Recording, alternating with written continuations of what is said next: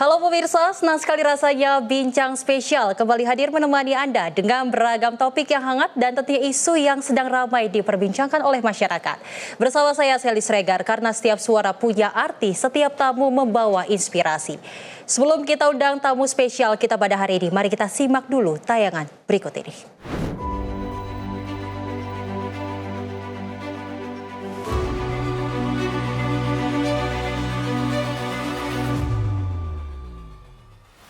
Setiap menjelang Hari Raya, pergerakan masyarakat Indonesia kembali terjadi, meskipun dengan dinamika yang terus berubah dari tahun ke tahun.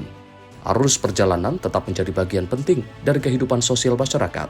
Dalam momen Lebaran tahun 2026, arus pergerakan masyarakat kembali terjadi. Jalan tol dipenuhi kendaraan, stasiun, terminal, dan pelabuhan kembali dipadati pemudik. Semua bergerak menuju satu tujuan, pulang ke rumah. Di balik besarnya mobilitas ini, ada pula upaya besar dari berbagai pihak untuk memastikan perjalanan tetap aman, lancar, dan nyaman. Namun di saat sebagian masyarakat dapat merayakan kebersamaan, sebagian lain justru masih berjuang di tengah dampak bencana. Rumah yang seharusnya menjadi tempat kembali, kini harus berganti dengan hunian sementara yang menjadi harapan akan kehidupan yang lebih baik. Pemerintah bersama berbagai pihak terus berupaya untuk menyediakan tempat tinggal yang layak, memastikan setiap warga tetap merasa aman meskipun dalam kondisi darurat. Dari kelancaran arus mudik hingga pemenuhan kebutuhan dasar pasca bencana, semua menjadi bagian dari tanggung jawab besar negara. Lalu, sejauh mana upaya ini telah berjalan dan apa yang masih perlu diperbaiki ke depan? Selengkapnya di Bincang Spesial. Dan pemirsa, momen mudik Lebaran selalu menjadi pergerakan terbesar masyarakat Indonesia setiap tahunnya. Jutaan orang berpindah dalam waktu singkat dengan harapan satu hal sederhana, yaitu pulang dengan selamat dan kembali dengan tenang. Namun di balik euforia mudik tentu ada berbagai persiapan besar, mulai dari infrastruktur, rekayasa lalu lintas hingga koordinasi antar lembaga. Lalu seperti apa sebenarnya gambaran mudik tahun ini? Telah hadir bersama kami Bapak Sujatmiko selaku anggota dari Komisi 5 DPR RI. Halo Bapak, apa kabar? Baik, sangat Sebelumnya terima kasih Bapak sudah berkenan hadir di Bincang Spesial Simpo TV. Bapak ini mengingat bagaimana mudik tahun ini, kita tahu bahwasanya masyarakat selalu menjadi tradisi turun-temurun. Melihat euforia dari mudik ini, Bapak melihatnya sebagai dari Komisi 5 DPR seperti apa Pak? Ya, mudik tahun 2026 ini memang dipersiapkan dengan sebaik-baiknya. Jadi evaluasinya kemarin berdekatan ya dengan masa Nataru. Ya. Nah ini jadi tidak jauh berbeda 3 bulan lah ya, tidak sampai 3 bulanan. Tahun ini ini lebih baik dalam proses mudiknya. Baik-baiknya dari mana? Dilihat dari turunnya tingkat kecelakaan ya. Turun hampir 12% ya. Yang kedua, proses perjalanan. Proses perjalanan contoh yang tol di Trans Jawa ya, yang awalnya bisa kita mencapai tahun kemarin itu kalau sampai Semarang 8 sampai 10 jam, nah ini cuma 6 sampai 9 jam seperti itu. Nah, diharapkan memang ini bisa bertahan terus. Bisa di tahun-tahun berikutnya bisa lebih baik dan lebih sukses lagi untuk mudik setiap tahunnya seperti itu, Mbak. Pak, memang melihat kalau seperti yang Bapak katakan bahwasanya memang angka kecelakaan ini kan cukup turun ya Pak, hampir 12%. Lalu sebenarnya apa yang menjadi fokus utama dari pemerintahan saat ini hingga akhirnya membuat angka kecelakaan ini jadi turun di tahun 2026? Yang pertama, tingkat kecelakaan turun itu semakin banyaknya kita memfasilitasi mudik gratis. Nah, mudik gratis ini memang PIC untuk mudik ini hari raya ini adalah Kementerian Perhubungan. Nah, Kementerian Perhubungan berintegrasi dengan seluruh stakeholder seperti BUMN, terus lembaga-lembaga instansi pemerintah dan swasta itu melaksanakan mudik gratis. Mudik gratis ini bisa mereduksi kecelakaan karena kita tahu tingkat kecelakaan mudik ini itu 70% dari kendaraan roda 2. Nah, jika kendaraan roda 2-nya itu berkurang itu bukan karena yang mudik berkurang, tapi dipindahkan menjadi mudik gratis seperti itu, ya kan? Ada juga motis, jadi motor gratis seperti kayak kereta api itu ada motis namanya. Jadi orang yang naik kereta itu motornya gratis. Nah, dari kan gerbong. Ini memang permasalahan seperti ini. Banyak orang, Pak, kalau saya pulang kampung naik tidak naik motor, nanti di kampung saya naik apa? Nah, itu kita fasilitasi, ya kan?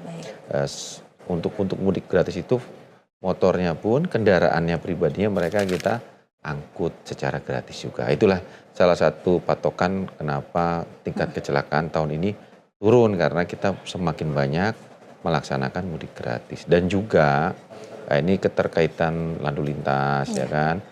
Infrastrukturnya semakin baik, ya kan? Koordinasi dengan lalu lintasnya juga semakin baik antara semua stakeholder, ya. Itu jadi akhirnya mengurangi tingkat kecelakaan. Seperti itu kira-kira. Lalu dibalik dari angka kecelakaan yang turun, lalu infrastruktur yang baik, sejauh mana instansi terkait dari Kementerian Perhubungan, TNI, Polri sebelum menghadapi arus mudik Lebaran, bagaimana Pak mereka melakukan koordinasi? Akhirnya sampai berbuahkan hasil bahwasanya Lebaran tahun ini turun drastis dari angka kecelakaan, Pak. Yang pertama seperti ini, tingkat kecelakaan itu sebenarnya diakibatkan karena faktor kelelahan yang utama. Nah, faktor kelelahan itu karena jangka waktu perjalanannya semakin lama. Jadi macet, karena macet kan sebenarnya seperti itu. Nah, kemarin dengan kebijakan kita adanya WFH, work from anywhere, ya kan, seperti itu. Nah, itu bisa mengurangi, jadi orang tidak berbondong-bondong pada H-3, ya kan, seperti itu. Jadi orang sudah jauh-jauh hari, sudah 10 hari sebelumnya mereka sudah melaksanakan mudik, ya kan. Jadi waktu mereka jarak tempuh, ya, jarak tempuhnya untuk melaksanakan perjalanan mudik itu lebih cepat, lebih singkat, ya kan. Jadi akhirnya faktor kelelahannya kan rendah, betul. Nah, seperti itu. Nah, itulah yang akhirnya mengurangi kecelakaan seperti itu. Nah, itu semuanya kan kemarin kesepakatannya kan bukan hanya perhubungan saja, kementerian-kementerian lain terlibat, dan akhirnya dilaksanakan WFA, akhirnya berbuah hasil, mudiknya nyaman, ya, senang, ya kan, seperti itu. Akhirnya juga tingkat kecelakaannya pasti ya akan turun, seperti itu. Ya, Pak, seperti yang kita ketahui kan bahwasanya ada pemerintah menerapkan berbagai strategi, mulai yang pertama diskon tarif tol sebesar 30%, lalu ada pembatasan angkutan barang, lalu ada rekayasa lalu lintas seperti juga kontraflow dan one way. Sejauh ini terkait dengan arus mudik dan arus balik, bagaimana evaluasi terkait kebijakan-kebijakan tersebut, Pak? Ya, memang kemarin kita lihat, ya, terutama untuk angkutan Sumbu 3 ini, memang masih banyak yang melanggar, ya, pada saat sudah ditentukan H-7, ya kan, ya, plus 7 itu masih mereka menggunakan Sumbu 3 ini masih beroperasi seperti itu. Ya, padahal itu sudah kita larang, ya. Nah, itu salah satu evaluasinya ke depannya itu harus dipertegas lagi, semuanya harus diperhatikan nih, terutama para pengusahanya, pengusaha angkutan logistik itu, ya kan. Yang kedua juga kalau kita lihat evaluasi ke depannya, nah ini memang kita harus banyak, terutama mudik itu kan dominan dengan Pulau Jawa memang kita akui. Jadi hampir pergerakan tadi 144-an ya tahun ini, ya, itu hampir 70% itu pergerakannya di Jawa, dan juga paling suksesnya itu di kendaraan di Jawa. Nah, itu kita akan tahun depan itu akan memperbanyak lagi, terutama tol yang di Jawa. Jadi besok itu yang di jalur selatan, terus jalur-jalur jalan nasional itu dioptimalkan lagi. Seperti itu harapannya, itu yang akan kita lakukan untuk persiapan di tahun 2027 kira-kira. Baik, terkait dengan diskon mungkin Pak, ini kan kalau kita dengar diskon pasti masyarakat selalu senang adanya diskon, terlebih nanti ada diskon tarif tol ini sebesar 30%. Apakah itu memang optimal Pak untuk mengurai kepadatan terutama di gerbang tol Cikatama ataupun Kali Kangkung sendiri? Ya memang kalau kita sampai Jawa Timur itu kan 1 jutaan. Yeah. Dengan adanya diskon tarif tol di awal, jadi yang jauh menjauhi hari raya itu diskonnya kan lebih besar daripada yang mendekati seperti itu. Yaitu juga salah satu strategi tidak pengumpul ya, jadi tidak mengumpul. Memang kita akui ya, jalan tol kita tuh sudah maksimal, sudah 3 lajur rata-rata. Kita tahu kemarin one way-nya saja ya, kita ada 3 tahap kan. Jalur normal itu dengan 3 lajur kita bisa mencapai 3.000-an kendaraan. Dengan adanya kontraflow 6.000, dengan adanya one way itu bisa sampai 12.000. Jadi 2 kali lipat ya, normal 6.000. Kontraflow itu 9.000, dengan one way full one way itu 12.000, bayangin aja itu. Kecepatannya kan kalau cuman biasa normal 20 sampai 30, dengan kontraflow naik jadi 40 ke 60. Dengan one way itu di antara 60 sampai 70 kecepatannya. Makanya tadi waktu one way itu ke Semarang cuman 6 jam, 5 sampai 6 jam, normal. Seperti jalan biasa, tidak ada mudik seperti itu. Nah, itu yang salah satu kemarin tadi ya, strateginya. Jadi juga tarif diskon tol itu 30% itu sangat bagus. Jadi yang semakin mendekati, semakin jauh dari hari raya itu diskonnya lebih besar daripada yang pas di hari raya seperti itu. Nah, ini yang menjadi poin penting dan yang menarik saya lihat juga Pak, bahwasanya memang ternyata jumlah penumpang yang menggunakan angkutan umum ini data per 26 Maret 2026, mungkin Bapak bisa koreksi jika saya salah, ini mencapai 23,54 juta orang atau naik 10,87%. Apakah ini memang tandanya keberhasilan dari pemerintah terkait dengan, kan kita tahu Pak, banyak diskon dari kereta api, dari pesawat. Apakah ini termasuk titik keberhasilan dari pemerintah akhirnya jadinya masyarakat menggunakan angkutan umum yang akhirnya menekan angka kecelakaan, Pak? Ya, jadi gini tadi, pemerintah tadi benar-benar membuat strategi bagaimana orang itu tidak menggunakan kendaraan pribadinya, terutama roda 2 nih. Makanya tadi itu ada namanya motis, motor gratis. Jadi orang yang naik kereta itu motornya gratis. Itu ditingkatkan. Tahun kemarin itu cuman kalau nggak salah 12.000, tahun ini 15.000 jatahnya naikkan. Jadi orang kan makin banyak. Nah, yang kedua, kemarin kita untuk kayak di contoh di Bakauheni gitu ya, satu tarif. Jadi tidak ada tarif premium semuanya tarifnya tarif ekonomi ya, seperti itu sama. Ya, semua moda akhirnya dipacu untuk meningkatkan pada saat mudik. Otomatis orang kita itu semuanya menggunakan fasilitas publik, dan akhirnya kita tahu semakin besar moda transportasi itu adalah semakin aman. Jadi beda dengan yang kecil-kecil seperti itu. Jadi kereta api ya kan, semakin banyak perjalanan kereta api itu otomatis juga bisa banyak ngangkut dan juga semakin aman. Dan memang di tahun ini memang terutama juga kereta api ini benar-benar ditingkatkan, kereta tambahannya banyak dan akhirnya bisa banyak mengangkut mudik seperti itu. Oke, baik Pak, ini yang mungkin jadi poin penting juga, bahwasanya mungkin kan masyarakat kita ketahui Pak pasti mengeluhkan bagaimana adanya kemacetan. Sebenarnya apa sih Pak titik kemacetan itu yang Bapak lihat mungkin dari sudut pandang Bapak sebagai anggota Komisi 5? Sebenarnya titik kemacetan itu apa penyebab utamanya Pak? Kemacetan itu yang pertama, orang bareng-bareng mau bergerak di satu titik ya kan ya. Itu pertama awalnya. Ya, contoh kita kalau dilihat di Bakauheni, ya kan di Merak kita lihat di Merak. Kenapa orang ramai?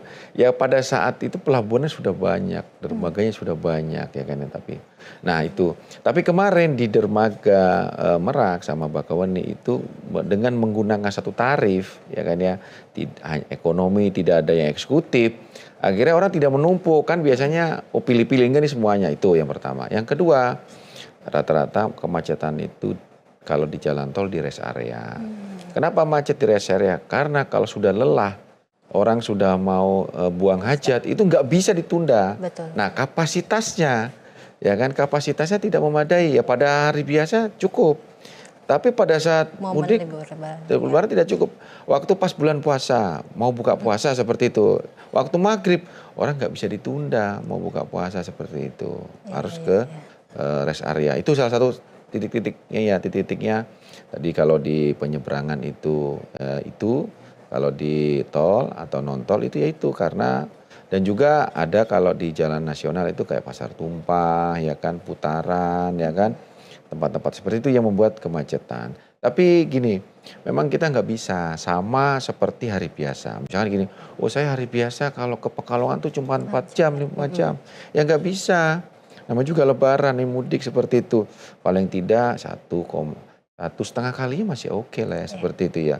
Apalagi kalau kita lihat dulu ya, kalau saya dulu kalau mau ke Malang dulu, itu pasti nginep di Semarang karena belum ada tolnya Cikampek Palimanan. Kalau sekarang kan sudah ada tolnya, dia akhirnya bisa lancar. Bahkan kalau ke Jawa Timur sampai Surabaya atau Malang, kita nggak sampai 20 jam paling maksimal. Kemarin teman-teman ke Surabaya itu sekitar 14-15 jam, ke Malang 15 sampai 16 jam. Itu waktu yang normal seperti itu, nggak terlalu melelahkan lah ya, dari pagi paling sampai malam hari kira-kira gitu. Oke, baik. Berarti sejauh ini Pak, apa sih yang menjadi keluhan dari masyarakat terhadap arus mudik dan Lebaran kali ini? Mungkin dari Bapak yang sudah menjalani ataupun dari anggota-anggota yang sudah menerima keluhan-keluhan masyarakat, apa yang menjadi faktor keluhan dari masyarakat terkait arus mudik dan Lebaran tahun ini? Memang yang tahun ini yang paling berat adalah waktu penyebaran di Ketapang, Gilimanuk. Ya, itu memang jadi sorotan. Ya. Kenapa? Karena Lebarannya dan nyepinya berbarengan. Ya. Selisih cuma 1 hari. Akhirnya nyepi kan nggak bisa ngapa-ngapain gitu. Semua stop. Nah akhirnya semua berbondong-bondong. Sebelum nyepi dia harus nyebrang ke Ketapang. Nah itu jadi problem kan? Waktu itu kalau nggak salah tanggal 19 nyepi. Ya kan? Ya kalau nyepi kan nggak bisa apa-apa di Balinya, ya kan? Nggak bisa apa-apa, itu 24 jam. Nah, itu yang paling jadi sorotan emang itu. Yang lain saya rasa cenderung aman. Jadi dia kecepatan di jalan tol itu dengan one way udah sekitar 60-an sampai 70 km itu aman lah itunya. Yang lain saya rasa nggak terlalu. Kayak delay pesawat kemarin juga kita lihat delay pesawat tidak terlalu banyak karena safety flight-nya sudah dipertinggi ya, safety flight-nya sudah tertinggi. Jadi ada backup pesawat seperti itu. Saya rasa nggak mudik tahun ini menurut saya termasuk di antara tahun-tahun sebelumnya yang paling lebih baik seperti itu. Ya pelan-pelan nanti tahun depan lebih baik lagi. Emang ini salah satu faktornya juga karena berdekatan dengan libur Nataru kemarin. Nataru itu kan juga kita evaluasi dan juga mungkin ya orang tadi sudah belajar, oh kemarin Nataru seperti ini. Sama, bukan hanya kami yang di pemerintahan itu yang mengevaluasi, tapi mereka juga gitu. Oh kalau hari ini macet seperti itu. Jadi masyarakat sudah penting, oh mendingan kita naik angkutan umum saja seperti itu. Dan tadi juga memang kita ada intensi pajak ya. Jadi kayak contoh kayak pesawat itu kan 11%. Jadi pajaknya dinolkan. Jadi tarifnya kan murah. Jadi dengan penurunan harga tarif pesawat itu juga mempengaruhi orang menggunakan pesawat seperti itu. Jadi itu pemerintah memang nggak tinggal diam seperti itu. Jadi banyak strategi-strategi supaya para pemudik ini menggunakan fasilitas publik seperti itu supaya lebih aman dan nyaman kira-kira seperti itu. Baik, berarti menurut Bapak kira-kira apa sih yang akan dilakukan nantinya di arus mudik dan balik Lebaran tahun depan? Apakah nantinya ada penambahan kebijakan baru untuk pastinya kita kan berharap bahwasanya arus mudik dan balik akan lebih baik dari tahun ke tahun. Apa kira-kira yang menurut Bapak dari pandangan Komisi 5 yang harus ditambahkan untuk nantinya di arus mudik dan balik tahun depan, Pak? Yang pertama kita benar-benar berhitung dan menambahkan fasilitas untuk angkutan publik ini dari kereta, pesawat, bis, kapal laut itu harus kita benar hitung dan kalau bisa diperbanyak. Banyak tambahan-tambahan yang bersifat ya memang kondisional ya nanti kita semua itu. Karena itu yang benar-benar jadi tolak ukur ya kan. Yang kedua infrastrukturnya harus kita persiapkan yaitu mulai dari pelabuhan, bandara, terus jalan tol, jalan non tol seperti itu. Mudah-mudahan ini kalau tahun depan ini kan tadi ya kemarin kan sudah kita buka fungsional Japek 2 sama Probosiwangi itu yang Probowangi itu besok sudah fungsional sudah bisa. Terus di jalur-jalur selatan juga harapannya tidak semuanya menggunakan jalur utara pada saat arus dari barat ke timur. Jalur selatan juga bagus, itu harapannya seperti itu. Terus juga kita antisipasi kalau tahun depan makin maju, ya kan, takutnya masih hujan, tambah hujan. Nah itu kan pasti ada risiko kecelakaannya lebih tinggi, longsor segala macam. Ini harus diantisipasi. Jadi itu kalau di tahun depan lebih maju. Jadi harapannya ya evaluasi tadi itu bisa kita mitigasi dari sekarang dan bisa jalan di tahun depan. Kita tahu tradisi mudik ini adalah tradisi yang semua nggak ada bisa kita pungkiri. Betul. Bahkan yang istilahnya yang nggak lebaran saja itu ikut mudik seperti itu, ya kan ya. Seperti itu, kira-kira seperti itu, Mbak. Oke. Ya, baik pemirsa, menarik sekali bagaimana kita sudah melihat mudik dari sisi transportasi dan pengawasan. Namun pembahasan kita belum selesai. Sesaat lagi kita akan beralih ke isu lain yang tak kalah penting terkait penanganan korban bencana dan ketersediaan hunian. Tetaplah bersama kami di Bincang Spesial Simpo TV.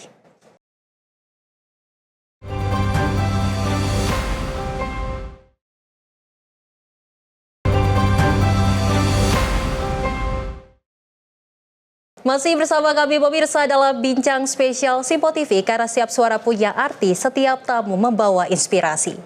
Pemirsa, selain mudik, perhatian kita juga tertuju pada saudara-saudara kita yang saat itu pada November 2020 lalu menghadapi musibah, terkhusus di Provinsi Aceh dan Sumatera.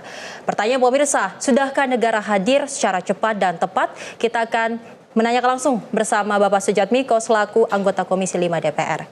Bapak, kita lihat saudara-saudara kita di November tahun lalu ini mengalami musibah terkhusus di Provinsi Aceh dan Sumatera. Mungkin Bapak yang sudah melakukan belusukan dan langsung melihat bagaimana situasi saudara-saudara kita di sana, Pak.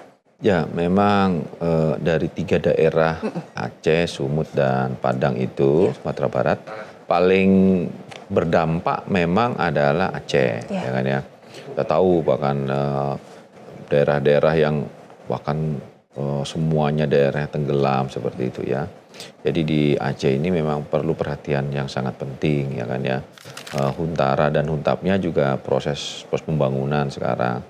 Tapi kalau kemarin sampai detik ini ya kita lihat memang semuanya sudah tertangani yang sudah masuk ke huntara, huntap dan sudah kembali ke diamannya masing-masing ya kan. Dan juga kita dari Kementerian Perumahan dan Kawasan Pemukiman kita ada dana BSPS itu, bantuan perumahan swadaya itu, kita masukkan ke sana juga untuk membantu saudara-saudara kita yang terkena bencana sih, seperti itu. Oke. Sejauh mana Pak untuk terkait dengan huntara saat ini? Kan kita ketahui ada target dari pemerintah, ini kan memang 19.341 dan sudah direalisasikan ini sebanyak 16.312. Sejauh ini bagaimana Pak di lapangan? Jadi memang dikebut ya, jadi ada 2 tadi itu, yang huntaranya belum dapat, masih di tenda. Nanti itu rencana yang 1.700-an itu langsung dimasukin ke huntap. Jadi seperti itu, sudah nggak huntara lagi. Sekarang nama huntara kan sementara ya kan ya. Langsung kita kejar di hunian tetapnya saja seperti itu. Nah memang kemarin juga ada beberapa kendala sedikit terkait penyediaan tanahnya. Tanahnya banyak di sana, cuman kan lokasinya kalau terlalu jauh juga, nah seperti itu. Itu ada problem-problem itu. Ada juga yang masyarakat pengennya sudah di situ saja, ya kan, tidak mau lagi di tempatnya. Tapi ini sedang dikaji. Nah akhirnya ada backlog antara yang belum dapat huntara sama huntara ini, jadi masih di tenda. Tapi harapannya tadi itu backlognya itu selisihnya ini kita akan kejar supaya semuanya bisa masuk di huntap ataupun kembali direnovasi rumah-rumahnya yang rusaknya tidak rusak sangat berat ya, istilahnya rusak ringan dan rusak ringan seperti itu. Kalau udah kalau tinggal pondasinya aja kan kita nggak bisa seperti itu. Itu yang kita coba kejar supaya masyarakat di sana bisa cepat kembali ke rumah. Oke Pak, sejauh ini terkait dengan pengawasan pembangunan Huntara, sebenarnya di balik pengawasan itu siapa Pak yang bertanggung jawab? Karena kan memang kita ketahui, yang saya lihat, saya himpun data-data bahwasanya banyak sekali masyarakat yang mengeluhkan tadi terkait dengan fasilitas yang bocor atau banjir, bahkan juga lokasi yang jauh. Ini juga katanya juga ada pungli Pak di sana. Lalu siapa sebenarnya bertanggung jawab dalam pengawasan di Huntara tersebut Pak? Jadi kita nih di DPR juga ada satgasnya. Iya. Jadi DPR ada satgas untuk bencana ini ada. Terus sebenarnya kan leader daripada bencana itu adalah BNPB ya. Iya. Tapi kita nggak bisa juga, oh ini tanggung jawab BNPB, nggak bisa juga karena ini bencananya bencana sangat besar seperti itu ya. Walaupun tidak dibuat status bencana nasional, tapi bukan mengurangi keseriusannya, bukan. Iya. Kita tahu anggaran APBN banyak sekali masuk ke sana untuk itu. Jadi semua kita sebagai di DPR itu di Satgas itu kita sudah mengkontrol semuanya. Jadi gimana caranya tadi Huntara, semua masyarakat masuk ke Huntara. Ya. Ada yang tidak masuk masih di tenda, itu dimasukkan ke Huntap atau dia kita percepat untuk pembangunan rumahnya yang masih layak seperti itu. Dan memenuhi syarat. Karena gini, kita juga nggak mau nanti ya, kita itu kan daerahnya sudah daerah longsor seperti daerah banjir. Ya kan, ini kan harus ditata ruangnya, harus ditata lagi nih. Jangan sampai nanti kita membiarkan masyarakat kembali ke daerah asalnya itu, tapi itu rawan atas bencana itu. Nah, ini semuanya. Itu yang membuat kira-kira ada selisih ya seperti itu. Ya. Dan semua ini kerja keras. Jadi bahkan Pak Presiden saja tahun baru di sana, ya kan, merayakan tahun baru di Aceh. Terus juga Lebaran juga kemarin Idul Fitri di sana. Jadi ini bukti keseriusan pemerintah. Nah, dengan di DPR juga sama, kita saling koordinasi yang baik lintas kementerian, ya kan, kan ini kan kebanyakan kan keterkaitan kita masalah pendanaan dan koordinasi antar instansi, ya kan ya. Makanya ini penting ya, kemarin kan Kementerian Dalam Negeri ini ditunjuk sebagai leader karena yang berdampak terhadap kabupaten sama kotanya kan itu. Akhirnya Pak Tito memimpin itu supaya terkoordinasi dengan baik dengan Kementerian Pusat seperti itu. Kira-kira sih itu Mbak. Jadi sejauh ini yang Bapak lihat sebenarnya kendala yang dihadapi dari pemerintah sendiri untuk membangun Huntara ataupun Huntap hingga akhirnya ada 171 jiwa yang belum mendapatkan Huntara, sebenarnya kendalanya apa Pak? Ya tadi itu ada gini Mbak, jadi masyarakat tuh ada juga yang nggak mau pindah seperti itu. Jadi tetap di sini aja karena mendekati tempat dia berladang, tempat dia berdagang, ya, dia berternak seperti itu. Tadi maunya di hunian tenda-tenda itu seperti itu. Sambil nanti aja saya nunggu rumah saya direnovasi atau nunggu hunian tetapnya ada seperti itu. Ya kan? Sebenarnya hunian tenda sementara. Jadi ya nggak, itu juga sebenarnya layak juga, hunian yang di tenda itu layak juga karena ya itu rata-rata masyarakat seperti itu. Jadi bukannya pemerintah nggak mampu membangun hunian sementara, enggak, bukan itu. Karena masyarakatnya saya di sini aja. Dan dia ada banyak juga bahkan banyak menggunakan rumah-rumah yang tertimbun lumpur itu lebih layak di situ. Saya di sini aja kan rumahnya tingkat ya kan rata-rata dia. Saya di lantai 2 saja seperti itu. Jadi dia tidak masuk ke hunian sementara seperti itu. Nanti aja saya nunggu Huntap aja kalau jadi. Saya nunggu nanti kalau rumah saja direnovasi aja seperti itu. Jadi seperti itu Mbak. Jadi enggak bukannya kita pemerintah tidak bisa sanggup menyiapkan hunian sementara. Jadi rata-rata masyarakat itu saya ingin mendekati tempat yang kan coba yuk. Selayak-layaknya hunian sementara, kalau rumahnya lantai 2, ya kan ya, 2 lantai, otomatis lebih nyaman di lantai 2 dia, kamar mandi lebih bagus, ya kan, kamar dia lebih bagus, kasurnya lebih seperti itu. Jadi, nah itulah yang dia masuk data, ini nggak masuk di hunian sementara, masih di tenda gitu. Padahal nggak juga, tenda itu juga buat sementara juga dia, tapi kalau malam dia tidur di situ, paling buat antisipasi aja. Kira-kira sih itu kira-kira yang kita temui di lapangan seperti itu. Cukup kok untuk hunian sementaranya ya, rata-rata masyarakat itu. Jadi akhirnya ada deadlock antara hunian tetap dan hunian sementara dan yang tidak mendapatkan di hunian sementara seperti itu kira-kira Mbak. Terkait dengan juga Pak Huntara yang memang dari CSR perusahaan, itu mekanismenya seperti apa Pak? Jadi gini, semua kemarin juga kita fasilitasi ya, semuanya difasilitasi ya kan ya, dari BUMN ya kan, semua dari instansi, dari relawan juga seperti itu. Jadi itu silakan menggunakan lahan ya yang sudah ditunjuk oleh Pemda ya kan, ini tadi itu Satgas, ini Pemda itu menunjukkan tempat-tempatnya, lokasinya seperti itu. Nah, perusahaan banyak yang membangun hunian sementara dengan rekomendasi dari Pemda seperti itu. Sebenarnya mudah kok kemarin itu. Jadi, nah memang akhirnya masyarakat itu pasti memilih yang dekat dengan lokasi rumah aslinya. Seperti itu. Ya tapi kita pemerintah harus adil menyiapkan di mana saja, karena kan harapannya ya hunian sementara dan huntap ini tahapannya kan setelah hunian tetapnya jadi ya kan ya, semua akan pindah di situ atau dia harus kembali ke daerahnya dengan syarat-syarat yang sudah ditentukan sama pemerintah. Nah itu harapannya. Jadi sebenarnya kemarin itu sangat mudah lah ya. Cuman memang ada sih yang sebenarnya gini, karena kurang koordinasi dianggap kita nih mempersulit. Oh ini ada pungli. Kalau saya rasa kita berpikirnya baik ya. Saya rasa itu hanya oknum pun kalau ada, tapi niat baik semua pemerintah nggak ada lah seperti itu. Jadi masa orang mau masuk ke hunian sementara huntap aja kita harus bayar atau apa, itu nggak ada. Itu nggak ada sama sekali dari kita. Ya mungkin itu hanya, kalaupun ada itu hanya oknum yang saya rasa nggak banyak. Terus sekarang juga semuanya terbuka ya, bisa masukkan ke medsos segala macam, orang nggak berani lah macam-macam seperti itu kira-kira Mbak. Terkait dengan distribusi bantuan Pak, bagaimana? Ini kan kita ketahui juga dari Kementerian Sosial juga melakukan bantuan sosial, terlebih dengan isian hunian 3 juta per kepala keluarga. Lalu bantuan-bantuan lainnya seperti apa? Masih berjalankah atau seperti apa? Jadi bantuan ini masih jalan. Jadi PIC-nya itu dari Departemen Sosial. Jadi memang badan sosial yang bantuan langsung itu memang Departemen Sosial. Jadi kalau infrastruktur itu, jadi semuanya nih, kalau infrastruktur kan terlibat, Kementerian PKP terlibat, Kementerian PU juga terlibat, BNPB juga terlibat ya kan ya. Bahkan dari Kementerian dari pusat juga ke Pemda-Pemda mengucurkan dana-dana itu juga terlibat untuk itu.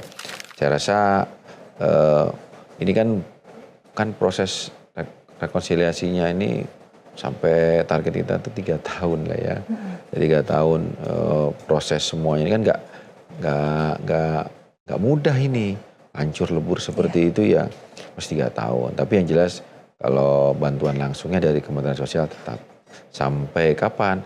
Ya sampai batas yang tidak ditentukan, pada saat mereka sudah layak, sudah bisa bertani, sudah bisa bekerja, ya kan ya, sudah bisa berdagang, nah itu mungkin sudah di stop. Tapi kalau belum ya mereka ya mau ngapain, kalau nggak dibantu ya repot kan, seperti itu Mbak. Berarti untuk menghimpun data-data dari para masyarakat yang mungkin mendapatkan bantuan, sejauh ini pemerintah menggunakan mekanisme seperti apa Pak? Supaya nantinya kan kita berharap bantuan ini tepat sasaran, tidak ada hal-hal yang menyimpang. Apa yang dilakukan pemerintah Pak? Jadi sebenarnya kan banyak ya, jadi kita di kementerian itu juga ada kementerian itu punya data sen ya, dulu data BPS data sen ya, ada satu pintu itu ya, itu kita lihat. Dan juga ini kan distribusinya semuanya leadernya dari Menteri Dalam Negeri turun ke kabupaten ya kan, kabupaten dan kota. Nah, dari situlah yang mendata. Nanti Kementerian Sosial harus bekerja sama bupati juga, mana-mana saja yang harus diberikan supaya tidak timbang tindih, bahkan tidak tepat sasaran. Nah, kira-kira itu ya, kira-kira dia sudah mampu, sudah ini ya, sudah layak seperti itu, yang nggak dapat ya, kira-kira itu yang pemerintah antisipasi seperti itu.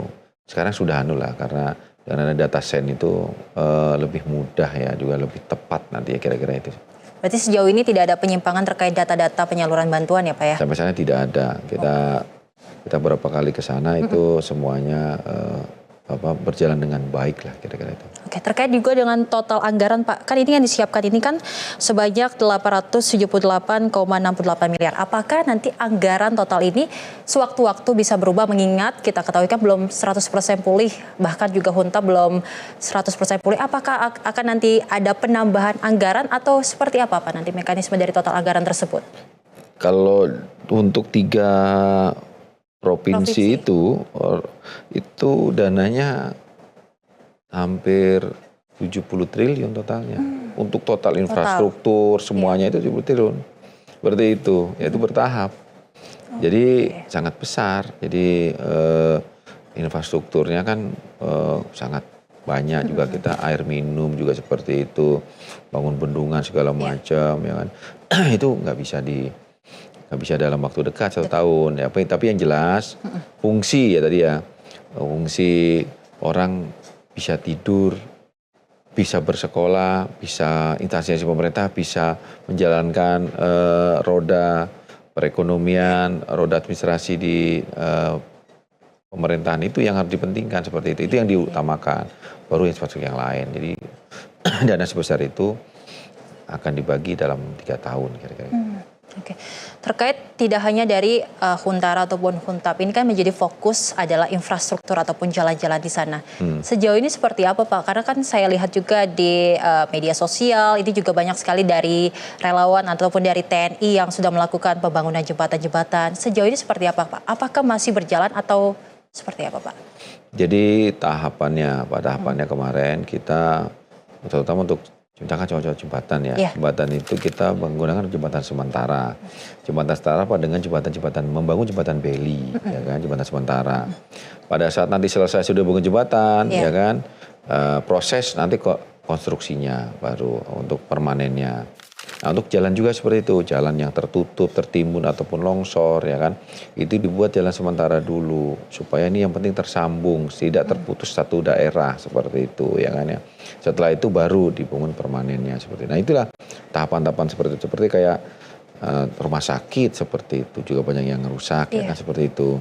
Yaitu sama dibuat bangunan sementaranya sambil kita bangun rekonstruksi yang baru seperti sekolahan juga sama, yang hilang, yang hancur, makanya ada kriterianya ringan, berat, dan sedang seperti itu. Yang sedang mungkin masih diperbaiki untuk fasilitas umumnya, tapi kalau enggak ya, kalau udah berat ya kita bikin baru, bahkan di tempat yang baru yang lebih aman kira-kira. Jadi tidak mendekati sungai, kan berarti kan rata-rata kemarin banjir mendekati sungai atau di lereng-lereng yang banyak longsor seperti itu. Rata-rata kemarin sih di tepi sungai. Nah, makanya itu ini sedang dikaji, kajiannya seperti apa masih layak untuk tempat tinggal di dekat-dekat sungai itu supaya tidak terulang lagi. Dan juga memang yang penting hulunya ini kita jaga, jadi supaya tidak jadi banjir sebesar seperti di luar. Oh, kemarin hujannya tinggi ya, sekitar 300 mililiter per hari gitu ya.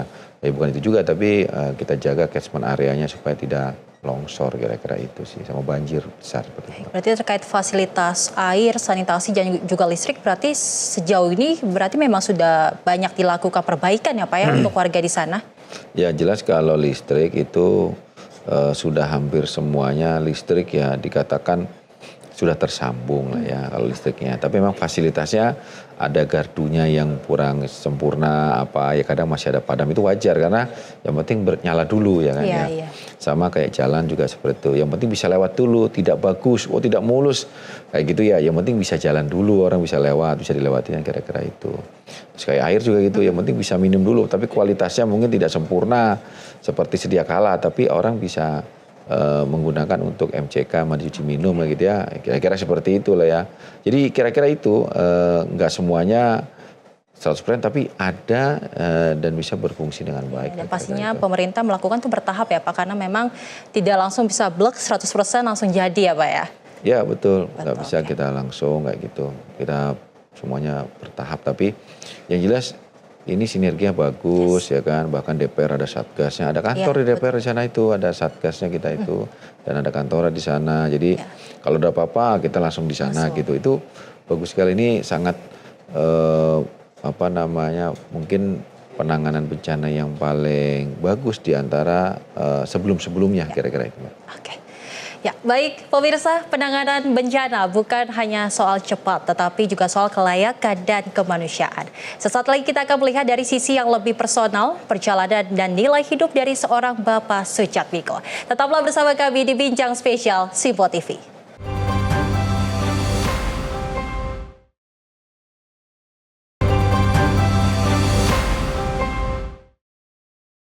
Kembali bersama kami pemirsa dalam bincang spesial Sipo TV karena setiap suara punya arti, setiap tamu membawa inspirasi. Dan pemirsa, kalau segmen sebelumnya kita sudah membahas bagaimana terkait evaluasi mudik dan juga terkait Huntara yang ada di Aceh dan Sumatera. Kali ini di segmen ini kita sedikit berbeda karena kita akan melihat sisi dari Bapak Sudjatmiko. Pak, ini yang saya baca-baca dari Google, mungkin kalau saya search soal Bapak sebagai anggota Komisi 5, susah didapati. Ternyata pas tadi kita ngobrol sedikit, kita search santri pengusaha, ternyata langsung banyak keluar nama-nama Bapak. Lalu apa yang akhirnya Bapak dari background santri, pengusaha, dan akhirnya menjadi anggota Komisi 5, Pak? Terjun ke politik. Ya, jadi saya juga tahu dari orang ya. Jadi pada saat di search nama saya nggak ketemu. Iya. Pada saat di search pengusaha nggak ketemu, di search santri juga nggak ketemu. Tapi pada saat santri pengusaha itu ketemu. Betul, itu betul. Ya, jadi memang saya selama ini ya sebelum terjun di politik, saya itu banyak menerapkan dalam kehidupan saya, dalam usaha saya itu seperti seorang santri. Seorang santri itu tawadu, ya kan, taat kepada guru, akhlaknya diutamakan, ya kan, seperti itu. Dan juga banyaklah panutan ya seperti itu dalam dunia bekerja. Nah, itu jadi dikenal sebagai santri pengusaha. Jadi pengusaha seperti ini. Pengusaha itu adalah orang yang sebenarnya baik karena menciptakan banyak pekerja. Iya. Ya kan? Nah, kalau banyak menciptakan lowongan pekerjaan, artinya kan menghasilkan uang buat orang lain, orang banyak, menghidupi orang banyak. Nah, tujuannya kan baik. Tapi ini harus dengan tata santri tadi itu.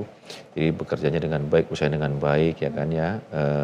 Hasilnya pun dengan baik, ya kan, tidak pakai cara-cara yang tidak baik seperti itu. Nah, itulah yang dikenal saya di masyarakat sebelum saya berpolitik seperti itu. Kira-kira gitu sih, Mbak, yang bisa membuat kenapa jadi tagline-nya saya dikenal sebagai santri pengusaha seperti itu. Lalu Pak, melihat perjalanan Bapak, bagaimana Bapak melihat perjalanan Bapak membentuk cara pandang Bapak terhadap pembangunan saat ini? Jadi pembangunan itu sebenarnya bukan membangun secara fisik saja ya, fisiknya, tapi juga membangunnya sistemnya itu dengan kehidupan. Jadi ya fisiknya itu harus dengan kehidupan yang baik lah ya, kira-kira gitu, sistem kehidupan yang baik. Ya, contoh gini ya, contoh kayak saya waktu selalu membuat orang itu merhatui konsentrasi. Jadi kita lihat di proyek-proyek itu ada namanya safety first, atau utamakan keselamatan kerja. Tapi saya mencoba dengan yang lain, ya kan, utamakan sholat dan keselamatan kerja. Kenapa seperti itu? Jadi ternyata manusia itu pada jam-jam tertentu itu konsentrasinya berkurang. Contoh waktu siang ya jam 12 itu konsentrasi berkurang, makanya kita harus istirahat, ya kan, makan, ya kan, harus sholat. Gitu. Nanti lagi di antara jam 3:30 itu juga sama, konsentrasi ngantuk seperti itu. Nah itu kan ada sholat asar, sholat seperti itu. Terus sore menjelang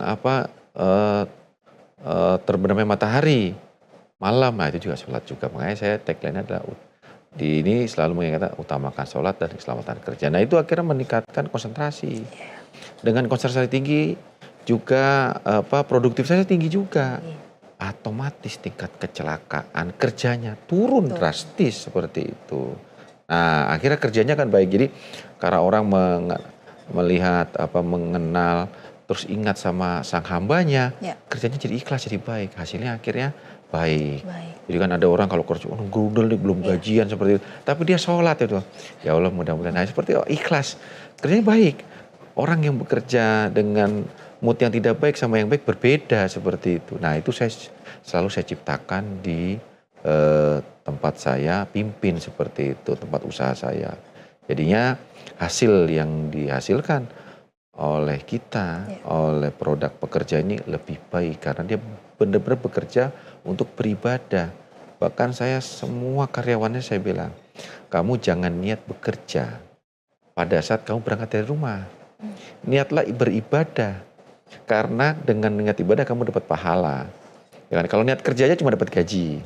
Tapi kalau niat ibadah, ya kan, dia otomatis dapat gaji dan dapat pahala. Betul. Nah, itulah yang selalu saya ingatkan kepada seluruh karyawan saya dan mitra kerja saya untuk bekerja, untuk beribadah, kira-kira seperti itu.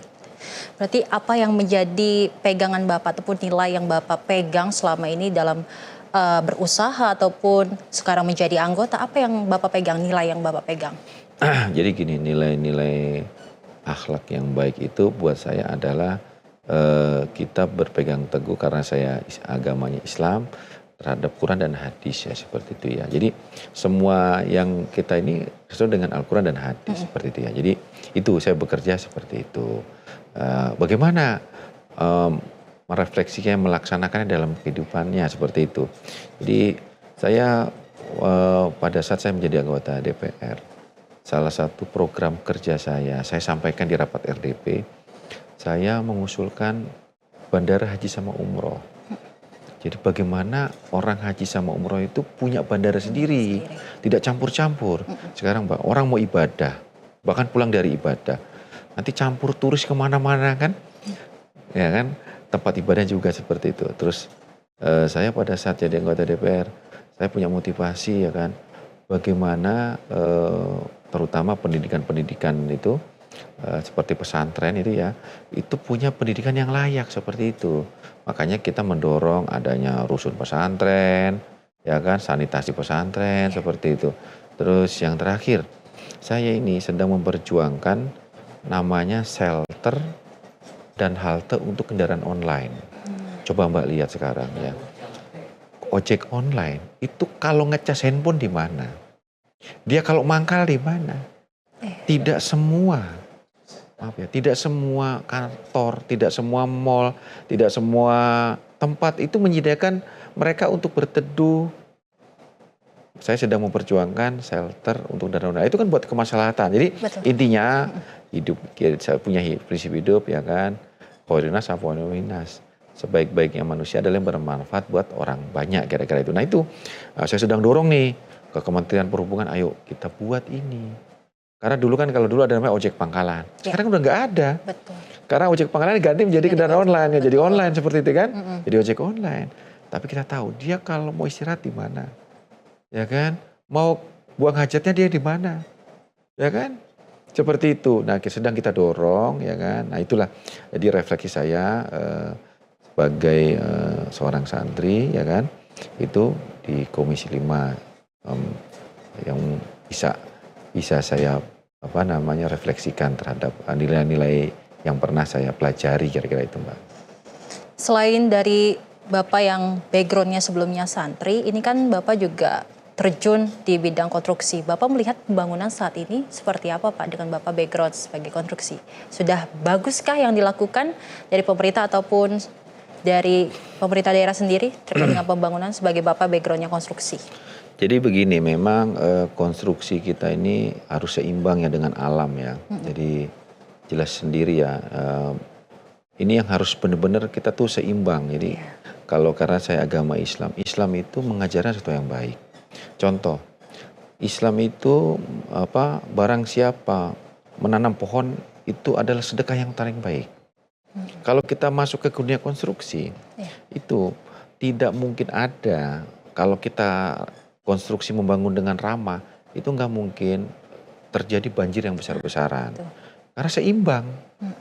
Berapa persen yang dia harus bangun, berapa persen harus mempertahankan alam seperti itu.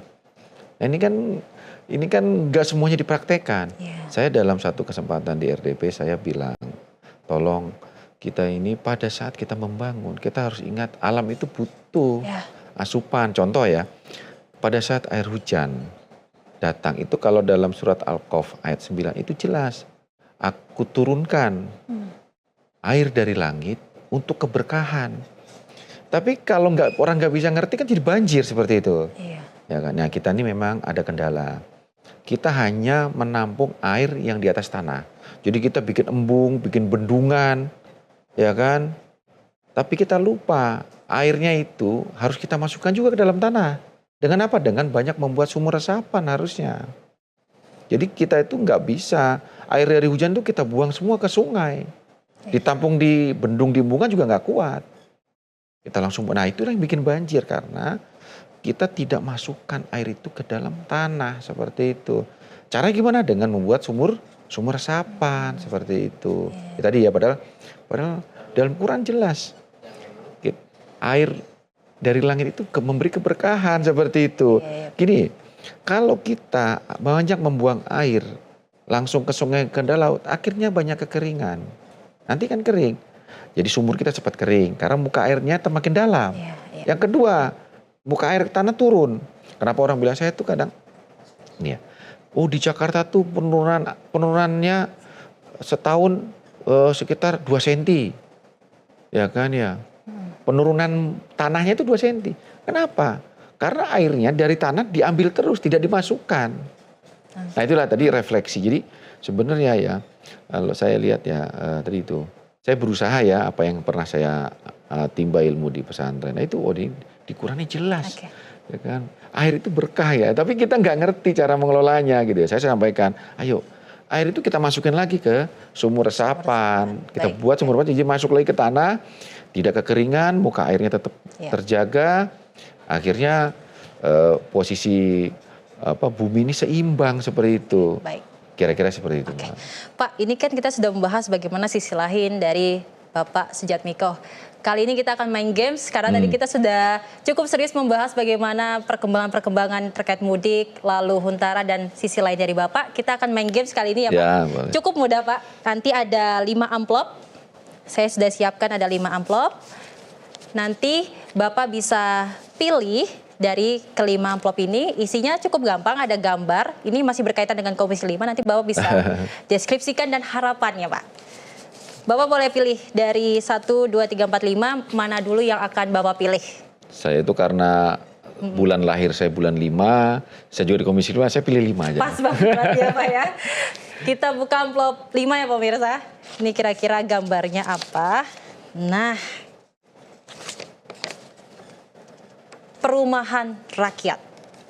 Mungkin Bapak bisa deskripsikan terkait perumahan rakyat dan harapannya mungkin untuk kedepannya Pak.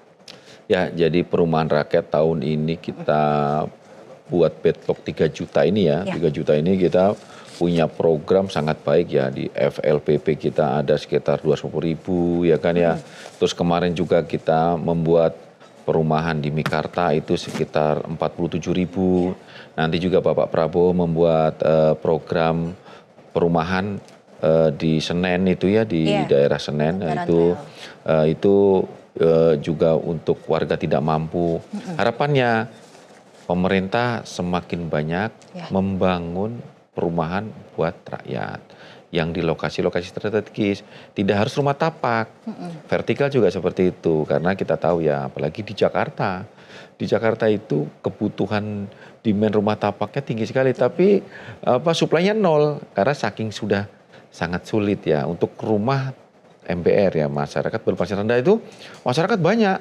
Kan ada ini ya, hampir ribuan orang mau pengen punya rumah tapak, tapi sangat sulit karena di Jakarta untuk rumah terutama Jabodetabek yang di perkotaan itu untuk rumah nggak ada. Nah itu harapannya masyarakat akan difasilitasi oleh pemerintah semakin banyak untuk perumahan rakyat. Oke, gitu. Baik. Kita lanjut ke amplop selanjutnya pemirsa, ada 1, 2, 3, dan 4. Bapak pilih yang mana Pak? 1. Siap. 1, kita lihat apa yang ada di amplop ini. Manajemen bencana Pak. Yang Bapak lihat terkait dengan bencana dan harapan ke depannya. Jadi kita kalau manajemen bencana itu harusnya kita berpikir sedia payung sebelum hujan. Jadi kita bagaimana kita jangan sampai terjadi bencana. Jadi alam ini harus seimbang, kita seimbangkan. Jadi kita sebagai pemerintah, sebagai masyarakat juga jangan buang sampah sembarangan, jangan menempati tempat-tempat yang tidak selayaknya. Jadi menggunakan di pinggir kali, di dekat danau, segala macam seperti itu. Jadi itu antisipasinya itu dulu kita. Tapi jika terjadi bencana, ya kan, yang paling ini kita ini diri kita sendiri nih harus bisa menangani sebelum orang lain, sebelum pemerintah yang turun seperti ya itu. Kita juga harus punya kemampuan untuk menangani bencana. Nah untuk pemerintah ya satuan-satuan seperti Basarnas, seperti BMKG untuk memberikan informasi supaya hanya akurat ke masyarakat supaya tidak masyarakat tahu kalau ada cuaca ekstrim bisa tahu kira-kira seperti Oke, itu. baik pemirsa, dari perbincangan kita hari ini kita belajar bahwa pembangunan bukan hanya soal fisik tetapi juga soal nilai kepedulian dan masa depan. Mudik yang aman, penanganan bencana yang cepat serta hunian yang layak adalah bagian dari tanggung jawab kita bersama. Terima kasih Bapak Sujatmiko Ya, sudah sama-sama. hadir di Bincang Spesial Sipo TV, dan pemirsa jangan lupa terus saksikan Bincang Spesial hanya di Sipo TV. Saya Selly Sregar pamit undur diri. Terima kasih dan sampai jumpa.